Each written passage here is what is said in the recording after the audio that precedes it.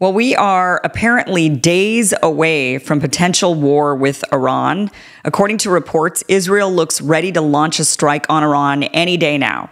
So they're getting ready to do it. They're going to do it. They don't care about Trump saying he doesn't want war with Iran or the negotiations. They are set to strike Iran any day now, according to U.S. and European officials. So everyone's gearing up for this. Trump told the New York Post that he is now less confident in striking a deal with Iran. Watch this. So Camp David, you were just there, and you were with the generals and the admirals and Marco Rubio. What were you talking about? Well, I can't tell you exactly, but it was in pleasure. Without discussing anything, look, we had a meeting, a very important meeting, and really talked about many subjects. Iran, Ukraine, one of Russia. them were, all of that. It's all big topics, especially when you have generals and admirals. Do you think you're going to be able to stop Iran from enriching its nuclear? I don't know. I did think so, and I'm getting more and more less confident about it. They seem to be delaying, and I think that's a shame. But I'm less confident now than I would have been a couple of months ago. Something happened to them, but I am much less confident of a deal being made. I would have said a deal would be made. Something happened to them? No, I don't know. Maybe I'm wrong. Maybe like China talked them out of it? I have instincts about things. You think China talked them out of it? No, I don't think China has anything to do with it. I just think maybe they don't want to make a deal. What can I say? And maybe they do.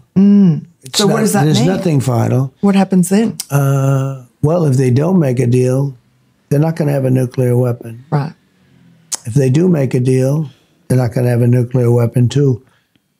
But they're not going to have a nuclear weapon, so it's not going to matter from that standpoint. But it would be nicer to do it without warfare, without people dying. Yeah. It's so much nicer to do it. But I don't think I see the same level of enthusiasm for them to make a deal. I think they would make a mistake, but we'll see. I guess time will tell. Okay, I'll give him props for at least not blaming China for this and not dragging them into this. But what he's talking about is the demand that the U.S. has for Iran to completely stop enrichment of uranium entirely, not just scale it back, but to completely and absolutely stop enriching uranium.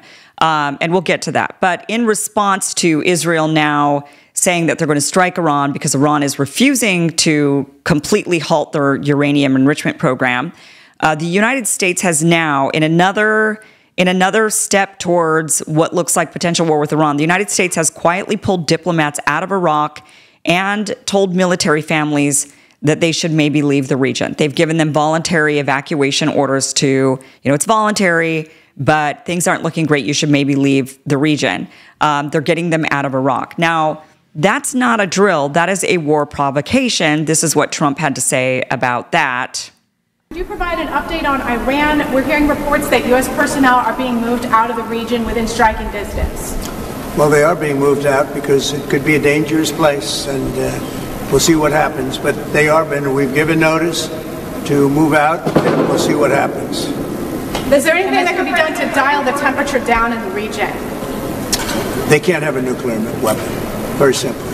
They can't have a nuclear weapon. We're not going to allow that. Okay, so Iran's response is if Israel attacks, they say they're going to launch hundreds of ballistic missiles. And yes, that includes at American bases. So that is why Trump has decided to do these voluntary evacuations and other evacuations of bases in Iraq to get Americans out of harm's way, because it looks like Israel and Iran are going to go at it.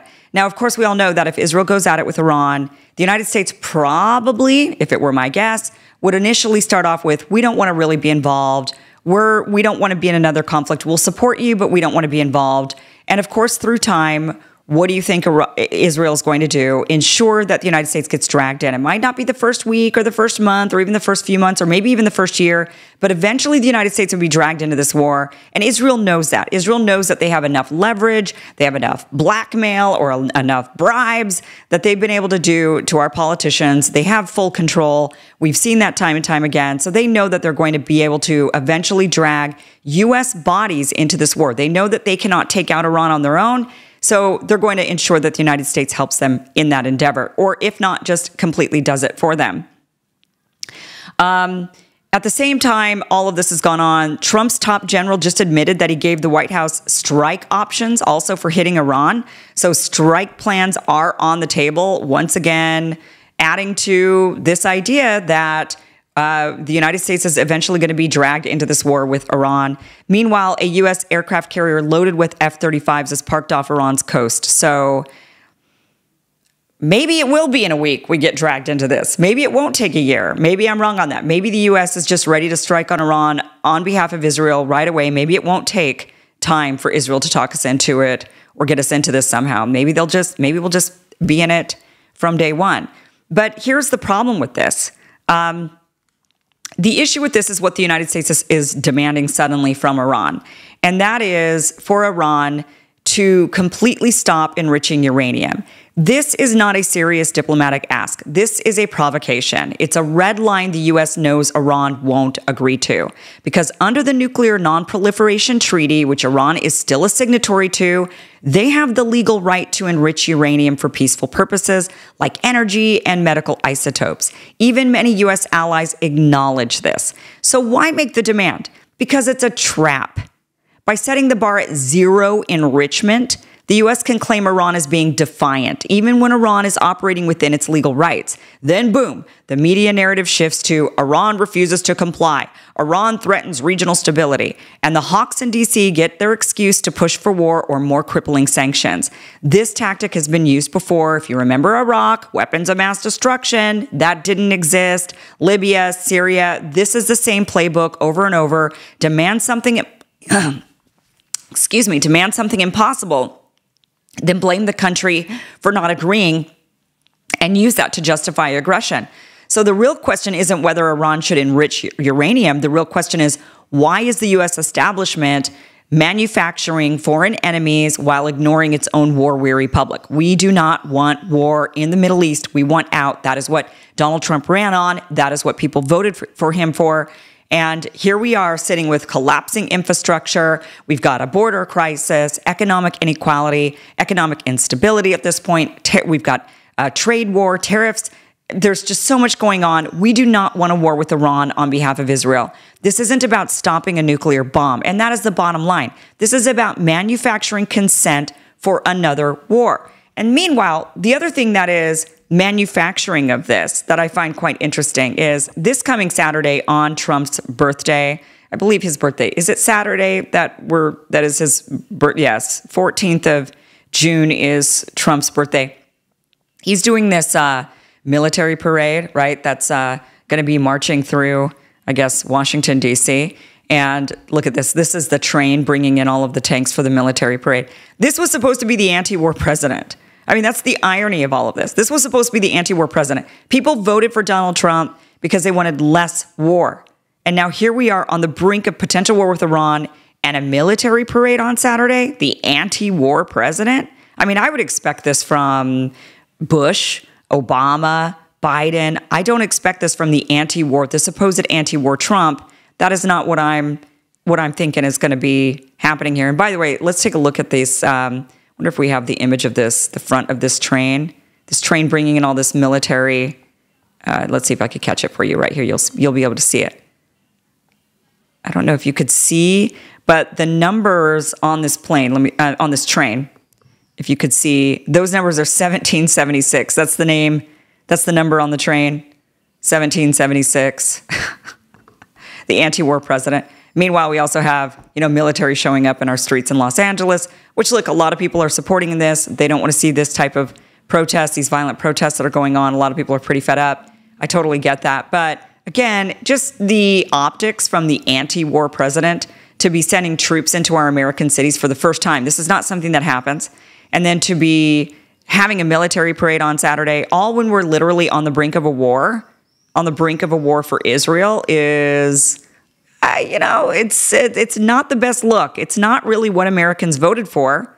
So, what gives with this, time will tell, but it does look like, unfortunately, I've got to tell you, it does look like we are inching closer and closer to another war. And it looks like the military industrial complex establishment is absolutely manufacturing consent for that war. The question is, will you fall for it? Mainstream media pushes agendas and silences dissent. That's why I started this show, to cut through the noise and have real conversations. That's also why I partnered with Ground News, an app and website that values transparency and lets you see the full picture. For every story, they gather reports from all sides of the political spectrum. I just swipe through the coverage with labels showing each outlet's bias, credibility, and corporate ties, making it easy to spot what's being left out and why. With Ground News, I could take any story, like the recent tariff hike on steel and aluminum imports to 50%, and instantly see how it's being spun across the political spectrum. Left-leaning outlets warn of job losses and mass disruption, while right-leaning sources frame it as patriotic protection against unfair foreign dumping. With Ground News, I can quickly tell if a story is being shaped by big corporate liberal media or approached differently by smaller independent conservative outlets. No guessing, just clarity. Their blind spot feature highlights major stories one side isn't covering at all, giving you insight into what's being ignored and why.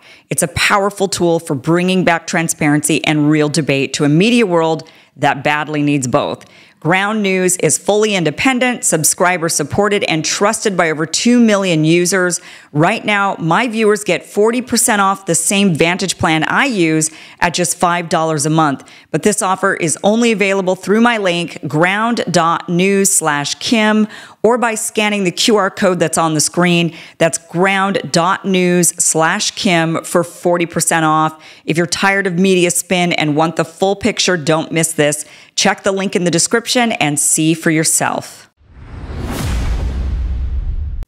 Hey guys, thank you for watching this clip from the full Kim Iversen Show, which you could check out Monday through Friday, 5 p.m. Eastern at KimIversonShow.com.